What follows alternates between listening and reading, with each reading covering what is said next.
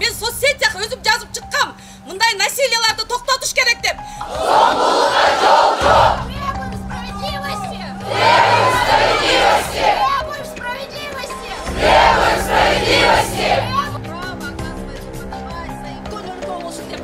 Аны баланы укугун коргонсун деп ошого азаттык укугун коргонсун деп ошого умтулабыз да.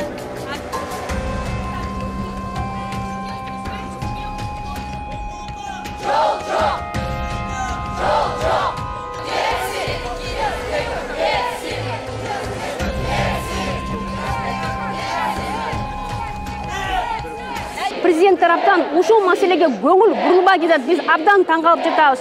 Биз канча күндөн бери президент менен бизден жолугушсын, диалогго чыксын деп, ортомчосу жок, жанакы министрликтери жок, түзмө-түз биз менен келсин десе, бизден аны президент кат болгандай эле бизди жаманатты кылып, бизди жанына жоготпой жатат.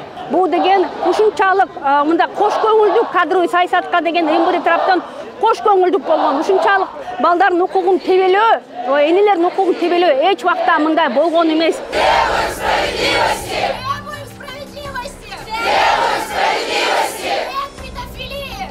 Нет педофилии! Нет педофилии! Нет педофилии!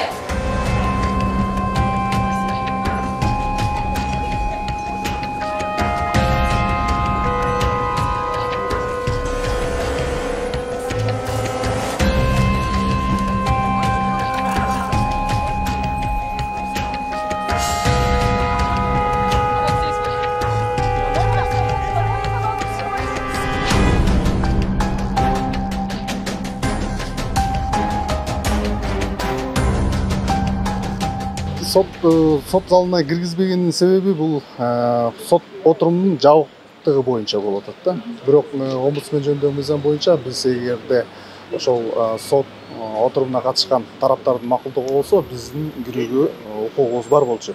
Бирок тилекке каршы сот отказ кылды биздин сот залына кирүүбүзгө.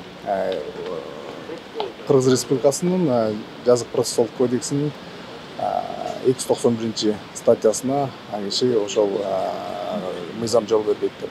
Ошол себептен бизге кирүүгө мүмкүн болгон жок сот залына.